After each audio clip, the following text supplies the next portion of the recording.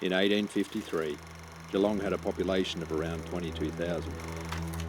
Businesses were not having their voices heard by the government, and many issues were not being addressed. It was then that the Geelong Chamber of Commerce was established, a non-political, independent voice to stand for and support the commercial and industrial industries of Geelong and the surrounding regions. In their first year, the Chamber wasted no time making a significant impact on the community. Having already gained 100 members, its very first annual report boasted major progress on initiatives like accelerated dredging, allowing ships to pass over the sandbar in Corio Bay, an electric telegraph between Geelong and Queenscliff, followed by the opening of Geelong's railway station in 1857. 2 years later, the Chamber officially opened its office between Corio and Moorabool Street in 1859. No one is exempt from tough times. In 1875, the Chamber office was sold and the Chamber went into hibernation.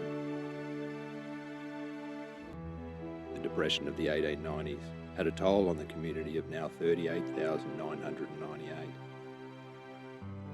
The Chamber changed its name to the Geelong Chamber of Commerce and Manufacturers, re-emerging as a much-needed voice of hope.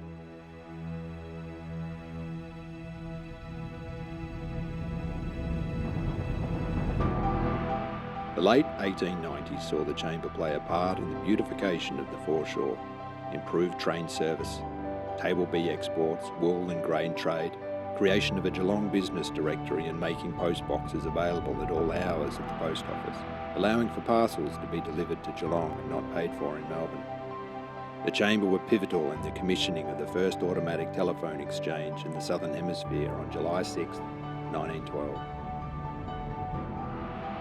Times were indeed tough in the First World War in 1914. As shipping space was reduced, exports were curtailed and imports dwindled, and demand for import replacement increased. Geelong's resilience once again showed. In 1917, Geelong recorded its largest quantity of wheat ever shipped, 1,179,885 bags of grain carried on 32 vessels. The wool and frozen meats trades were also doing extremely well. In 1939, the Chamber initiated the underground telephone lines in Melbourne, and Geelong was thriving once again. The Chamber's membership went from 100 to 305 in 1947, and in 1975 the Chamber changed its name back to the Geelong Chamber of Commerce. In 1986, the Geelong Business Excellence Awards were established, celebrating the achievement of businesses in the area. The early 1990s was another difficult period for the Geelong region. Australia was in the deepest economic recession since the Depression of the 1930s. The collapse of the Pyramid Building Society was yet another major blow to Geelong's businesses and households. The Chamber acknowledged that they were not meeting the needs and expectations of its members, and had a board member visit the United States to study the operations of local chambers of commerce. His report provided the basis for the restructuring of the council and the Chamber, and launched their own website in 1996. In 1997, the Chamber participated in the successful bid to have tariff reductions put on hold. At the turn of the century, Geelong's population had grown to 234,259.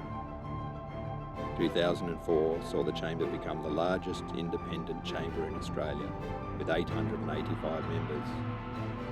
The Chamber has continued to grow and has remained a constant source of support, encouragement and innovation for Geelong.